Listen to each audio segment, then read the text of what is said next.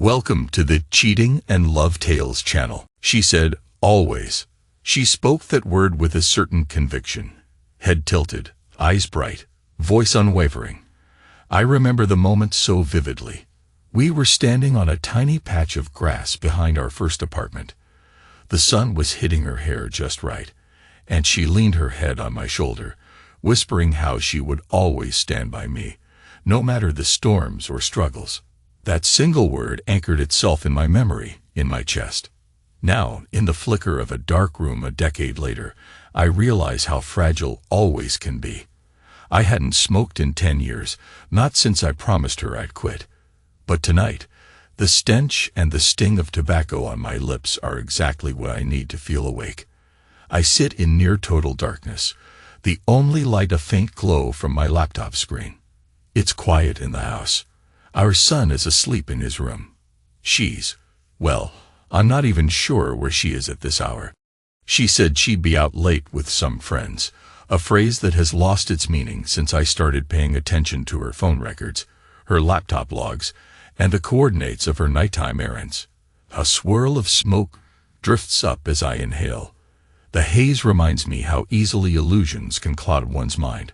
Funny how a small tube of paper and dried leaves can create this swirl, just like trust can create illusions we believe without question. Trust is a weapon, in a way. You give it, and your guard goes down. You assume everything is safe, until it's not. I think about that day, months ago, when I sensed the first tremors of betrayal. It was during our marriage counseling sessions with David Mitchell, the well-dressed, confident psychologist who specialized in relationship rescue. David, tall, charismatic, his voice a measured calm. He'd sit there in his tailored suit, glasses perched on his nose, gently coaxing us to share our deepest conflicts. I remember how Linda, my wife, would practically light up when he spoke. She'd lean in, her eyes never leaving him, absorbing each word as if it was gospel. At the time, I thought her engagement was a sign that maybe therapy would help us. I trusted that. I let that same trust lull me into complacency. But complacency is dangerous. It was a couple of weeks later, late at night, the room dark, the glow of the laptop bright in front of me, when I stumbled upon one of David's YouTube videos. I only clicked because I saw Linda in the thumbnail. She was behind him, smiling as she adjusted his necktie. My breath caught. She was wearing a bracelet I had given her on our anniversary, a slender silver chain that used to mean so much. I watched, stuck between confusion and a nauseous certainty that something was off. She wasn't just a random onlooker in the video. Her expression, her body language, it was too familiar. A flood of memories pounded the back of my skull. Her late-night meetings, the sudden hush when her phone buzzed, the forced cheerfulness when I asked about her day. The puzzle pieces came together in a way that both gutted and enraged me. Instead of confronting her directly then, I started collecting evidence. I used to think I'd never be that kind of man, the one who snoops around. But once the first crack in your reality appears, you're compelled to see how deep it goes. And it went deep. I found myself logging her calls, reading transcripts, parsing chat histories. I never realized how many ways there are to clone a laptop until I desperately needed to. The worst part was discovering how the same words he used in our sessions were repeated, verbatim, between them in private. She was parroting him, or maybe she was simply enthralled, letting his lines blend with her own thoughts. They had a repertoire, a dance of coded messages about emotional freedom and healthy needs. It made me wonder if any of it was ever real, or if she'd just been echoing the counselor's lines to me during our sessions. I flicked the ash off my cigarette, bitterness welling up from my throat. Anger mingles with humiliation.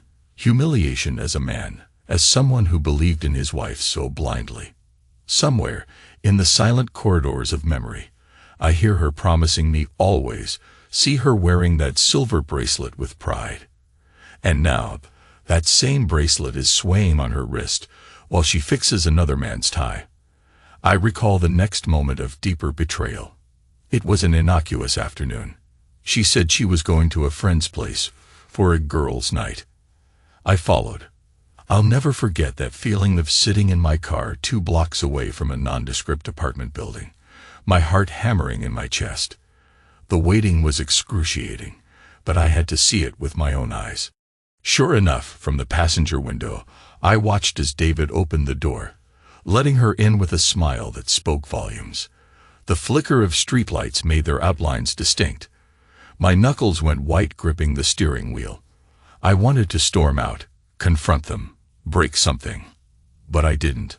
I waited for her to come back out, mind spinning with 1,000 worst-case scenarios. Time doesn't heal, it erases.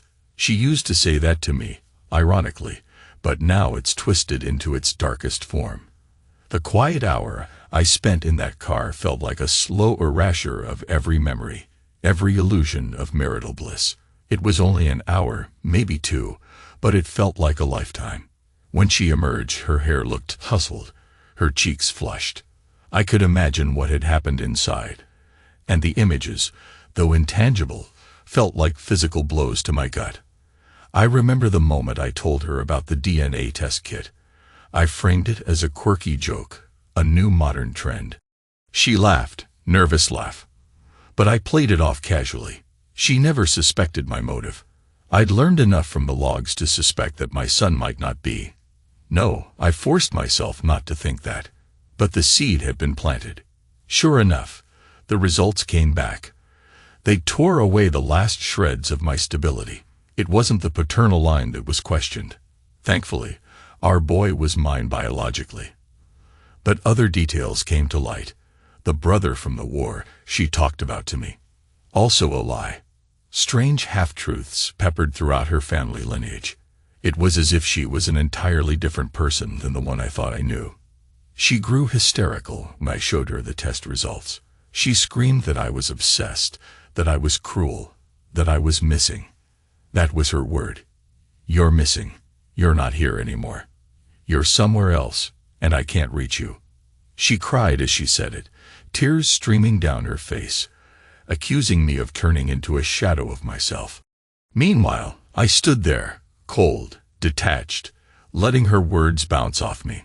If trust is a weapon, I'd been disarmed and shot long ago. Now, I was just collecting final evidence before launching my counterstrike. I snuff out the cigarette on an old coaster, swirl the butt in the ash until the ember dies. The room is quiet except for the faint hum of my computer. A video is paused on the screen. David's smug face half hidden by a text overlay about 5 signals your partner really loves you. The irony is thick. She liked that video on YouTube. Left a comment. Wonderful insight, Doc. And then I'm assaulted by a memory. Linda and I in our first house, the Nulude phase. We come home from a dinner at my mother's place. She was wearing that same bracelet, my gift for our 1-year anniversary. She teased me about leaving my toothbrush in her apartment bathroom back when we were still dating. Are you planning to move in? She asked back then, voice full of playful challenge. And I, grinning, said I might. She answered with that shining word, always. She even teased, then your toothbrush is my toothbrush. The memory stings, but I clench my jaw and push it away. Time for the final push. My phone lights up. A text from her. Staying over at Sarah's place. Don't wait up. Another bullet, loaded with the same predictable excuse. My chest feels hollow, but I'm far beyond heartbreak. It's late. I stand, flick off the computer, step into the hallway. The silence of the house is oppressive, like the hush before the crash of thunder. I walk to our bedroom, the bed unmade. The sheets on her side are rumpled. She barely bothers making it these days.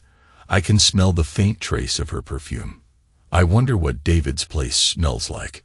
Drifting toward the bathroom, I see my old toothbrush standing quietly next to hers, like it's been for the past 11 years, a silent witness to every argument, every reconciliation, every hollow promise. I can't remember the last time I actually used that toothbrush. I replaced it with a new one months ago, but kept the old bristles there as if I needed a placeholder for my presence. Back then, I believe that leaving my toothbrush at her place was a sign of trust, a mark of us building a life together. Now it's a mocking reminder of how deeply I was played. I trace the handle with my finger. Trust as a weapon indeed. I can't sleep, so I drift into half-remembered flashbacks. A party we hosted 5 years ago, Linda bragging to her friends about our perfect marriage. David's voice in therapy sessions. It's important you two communicate how you feel. The day Linda told me she was pregnant with our son. Her tears of joy, my unstoppable grin. The day I followed her to David's apartment, seeing them locked in a brief, intimate embrace in the hallway. She kissed him softly on the cheek before stepping inside. Sleep is impossible, so I pace. The hours trickle away like old water, leaving an aftertaste of bitterness. By dawn, I'm seated in the kitchen, staring at the slow percolation of coffee. My phone buzzes again. Her text, "I'll be back around 9.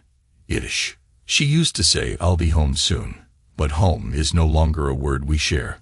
The garage door opens a bit after 9, just as she said. She steps in, hair slightly disheveled, wearing a rumpled blouse that she tries to smooth. She looks at me, still in my shirt from last night, no tie, eyes probably red from no sleep. Her gaze flicks to the coffee maker, and she wets her lips nervously. "You're up," she says, voice hoarse. "You didn't sleep." I straighten in my chair, let my jaw tense. I slept enough. She looks around, as if searching for our son, but he's off to school already. "About last night," she starts. "Sarah and I lost track of time. You know how it goes." I snort, a humorless half-laugh escaping. My voice feels foreign in my own throat. "Sure. I know exactly how it goes." She hesitates. The tension is suffocating. She opens her mouth, perhaps to retort or to elaborate on the lie, but sees the look in my eyes. Then she closes it, swallows, and leaves the kitchen without another word. Her footsteps fade. I hear the click of our bedroom door. I exhale sharply, press my palms to the table. My breath stutters, threatens to break, but I force it steady. There's no point confronting her with empty words. My confrontation will be bigger, final. I glance at the digital clock. 9:15 a.m. David's office hours start at 10. She'll probably shower, pretend nothing is wrong, then waltz out to meet him. Or maybe she's already planned her next excuse to see him. Suddenly, I stand up, heart beating too loud in my ears. The humiliation is no longer contained. It's brimming, threatening to boil over. I step into the bedroom. She's sitting on the edge of the bed, phone in hand.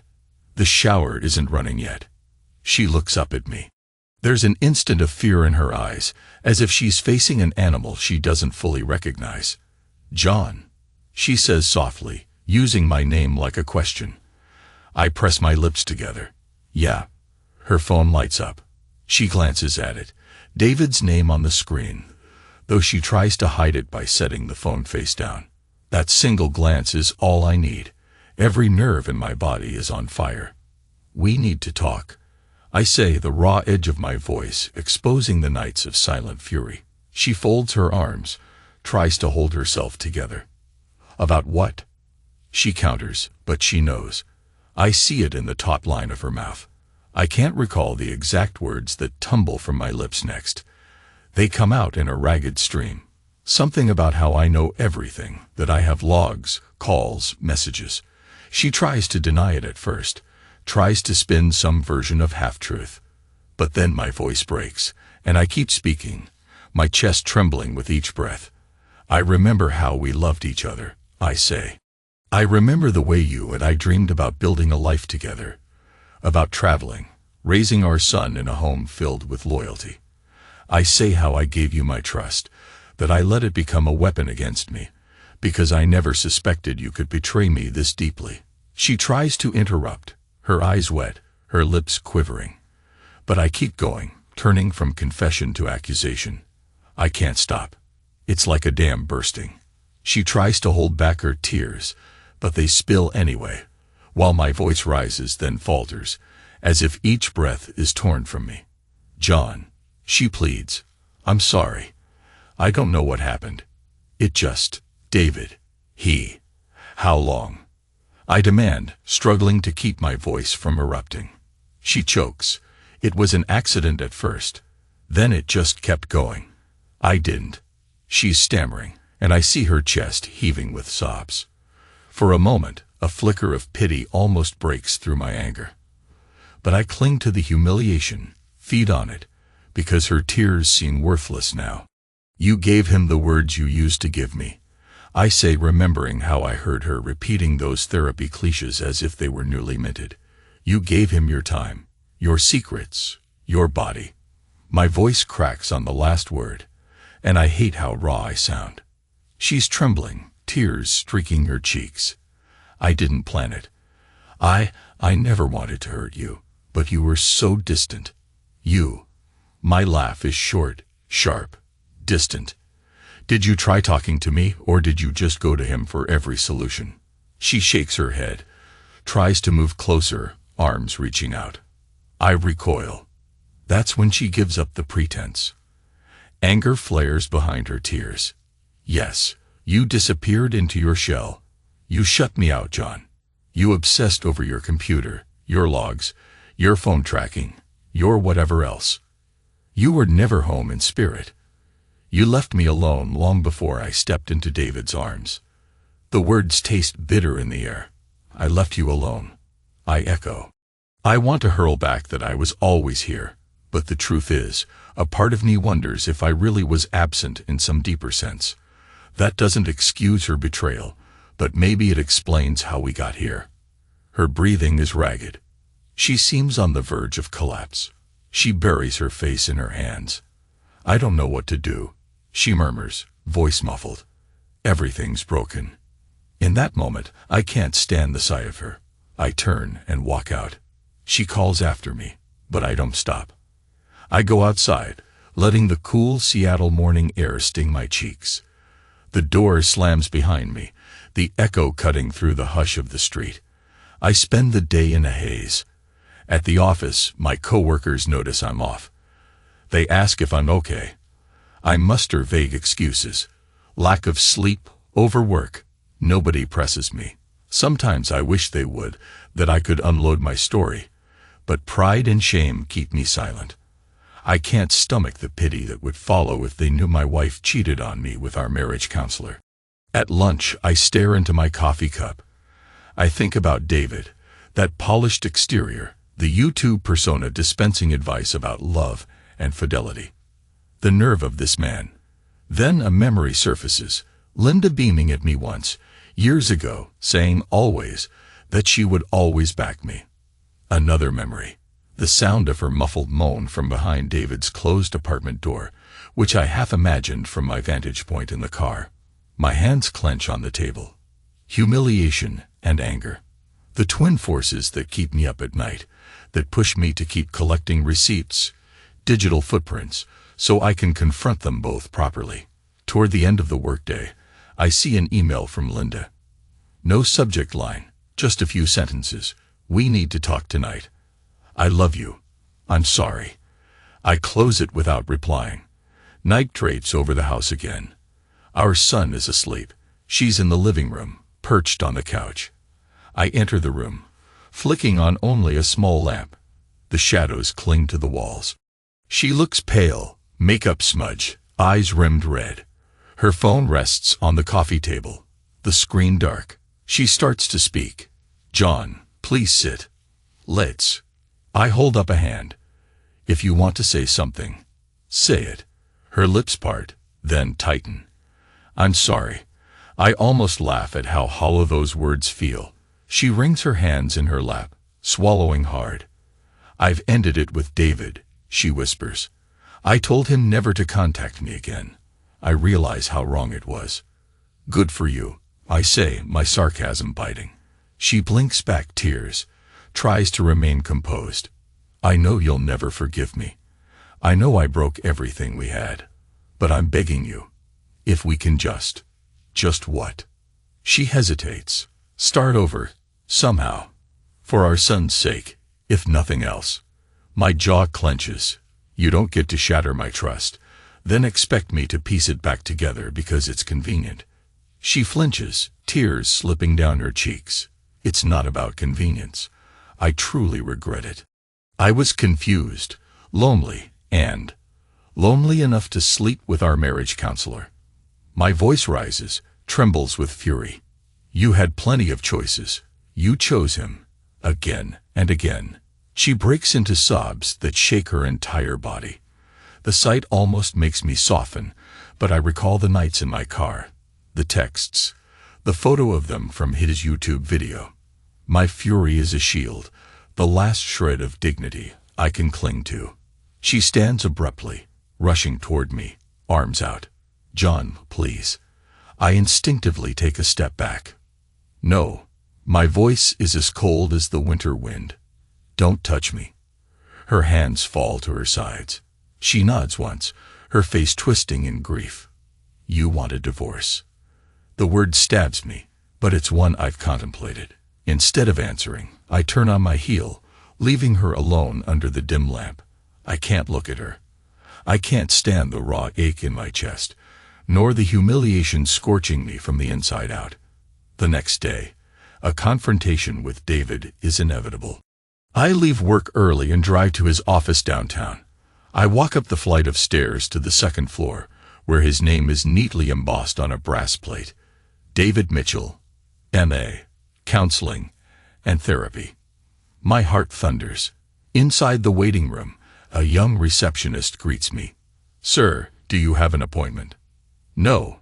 My stare must be intense, because she looks uneasy. But he'll see me. She glances at her computer, starts to protest, but I push past her. In my mind, I can only see the betrayals, the late-night trysts, that smug half-smile in his videos. I swing open the door to his office.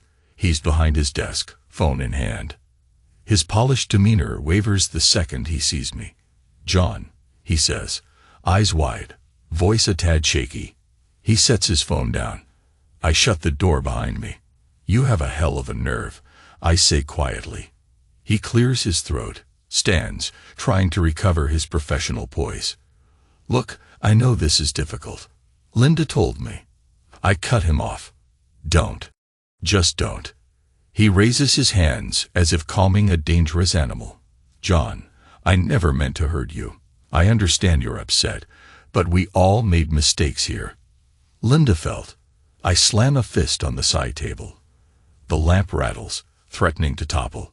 His face pales. You dare blame her alone. You dare talk about her feelings after you took advantage of your position as our counselor. My voice cracks with rage, but I keep my control just barely. This is your job, right? Fixing marriages, building trust. And you destroyed mine. David swallows, adjusting his glasses. I accept my responsibility. I told Linda it was wrong, but she was in so much pain, and pain doesn't justify betrayal. I spit out, stepping closer. You should have refused to see her after things got personal. That's what an ethical counselor would do. He tries to calm me with a measured tone, like I'm one of his troubled clients. I genuinely care about Linda's well-being. It was never just physical. We connected emotionally, and it happened. I won't lie. I have feelings for her, but we ended it. I'm sorry. The apology rings hollow in the stale office air. My fists tighten. Part of me wants to launch across the desk and break his nose. But a voice in my head stops me, my son's face, a quiet reminder that physical violence solves nothing. Instead, I step back. You call yourself a professional, I say, voice trembling. But you'll never be more than a hypocrite. He opens his mouth, but I'm already heading out, refusing to listen to more rationalizations. I don't want to hear how Linda felt neglected, or how he was drawn to her. All I know is that trust has been used like a club to bash me over the head. If I stay any longer, I might lose the last shred of composure that remains. The final confrontation happens a week later. I see an email from Linda that morning, asking me to come home early. She says, "We need closure, whatever form it takes." There's a note of desperation in her words that both saddens and infuriates me. That evening, I arrived just after sunset. The living room lamps are on, but the house feels vacant. I find her in our bedroom, kneeling on the floor next to a half-filled suitcase. My stomach twists painfully. She meets my eyes, tears brimming again. "I'm packing," she says simply. I look at the suitcase, then at her. "And where will you go?" She shrugs, tries to swallow her tears. "A hotel for now. Maybe my parents in Portland after that. I can't stay here. Not after what I did." Her voice shakes, and I can tell she's devastated. But I can't muster sympathy, only a dull ache. "So that's it," I say quietly. "You're just leaving." She nods, tears sliding down her cheeks. "It's what you want, isn't it? You barely look at me anymore, and I can't stand the guilt." I take a moment, scanning the room. It's the same room where we once made promises, where we once whispered about the future. "I guess so," I say finally, though it feels like I'm forcing the words. She stands slowly, wiping her tears with the back of her hand. "John," she whispers, "I truly am sorry. I know it means nothing now, but I never stopped loving you. It just went wrong. Everything went wrong." I don't respond. The moment stretches. My chest feels tight, my throat dry. Time moves with a slow viscosity, each second a torment. She zips up the suitcase, heading to the door. She's about to lift it when I quietly say, "Hold on." She pauses. "What is it?" I step into the bathroom. That battered old toothbrush still stands next to hers, bristles frayed. The reflection in the mirror shows me a man I barely recognize. Hollow eyes, tense jaw, a flicker of resolve behind the exhaustion. I pick up the toothbrush. 11 years of illusions condensed into one battered piece of plastic. I turn, facing her in the bedroom doorway. She watches me, confusion rippling across her face. "What are you doing?" I can't help a small bitter smile. "I'm taking my toothbrush back," I say. My tone is cold, final. She flinches, as if I've struck her. Her mouth quivers. Then she exhales a shaky breath. "I see," she manages. Her voice threatens to break again. I remember how I told her not long ago, in the heat of my anger, that I once thought she was a man. A cheap parting shot referencing David's role, a bitter joke that I spat out before I realized how low I'd sunk. But right now, the words that come to mind are simpler. She grips the suitcase handle, tears streaming freely. In that moment, I see the woman I once loved and the woman who betrayed me, merged into one heartbreaking figure. And I feel nothing but the numb ache of finality. "John," she says quietly, "what about our son?" "He'll stay with me for now," I reply, voice steady. "We'll figure out arrangements. But tonight, you should go." A single sob escapes her, but she composes herself and nods. The last glance she gives me is a mixture of sorrow, regret, and resignation. Then she leaves. I hear her footsteps echo down the hallway, the shuffle as she retrieves her purse, the front door opening, then clicking shut. Silence envelops the house, so thick it's suffocating. I grip the toothbrush in my hand, the plastic pressing into my palm. The final symbol of trust I once placed in her care. I walk back into the living room, set the toothbrush down on the coffee table. My entire body trembles, the reality of what just happened hitting me in waves. There's no dramatic outburst of tears from me, no violent rage. Just a hollow resonance of what used to be my life. Maybe time won't heal this, but it'll erase the illusions eventually. That's all that's left. The slow, steady erasure. I step outside, letting the cool air fill my lungs. That same quiet neighborhood I once believed was the perfect place for a happy family. The sky is a deep navy overhead. I wonder if David's there in his posh apartment, or if he's on some live stream, giving couples advice they'll cling to. Maybe Linda will go to him now for comfort. Maybe she won't. Either way, I'm out of it. The man who let trust become his downfall. Still, I can't help but think of the word she once used so often. Always. Such a hopeful promise. Now just an echo in a hollow house, like the final line of a broken vow. I won't pretend I'm going to be okay overnight. The humiliation cuts deep. The anger still simmers. But there's a strange relief in the ending too. A sense of closure that all illusions are stripped away. For the first time in months, I feel the faintest glimmer of clarity. I walk back inside, shut the door behind me. The living room lamp casts a weak glow on the toothbrush, still lying on the table. Maybe I'll throw it away. Maybe I'll keep it as a reminder never to let trust blind me again. I brush my fingertips across its handle, thinking of those nights, those days, those years. Then I pick it up, close my fist around it, and release a shaky breath. We spend our lives thinking we can salvage what's broken. That time will fix it all. But time doesn't heal. It just erases details until the pain is a faint bruise. Our illusions fade. Our wounds become scars, and the people we once loved turn into strangers. That's the reality now.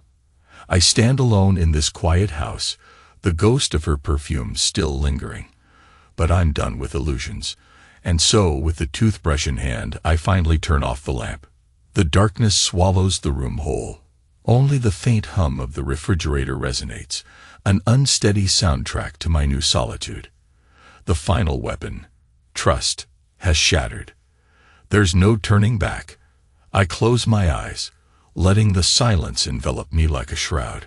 Then I open them again, determined to take the first step forward on a road I never wanted to walk.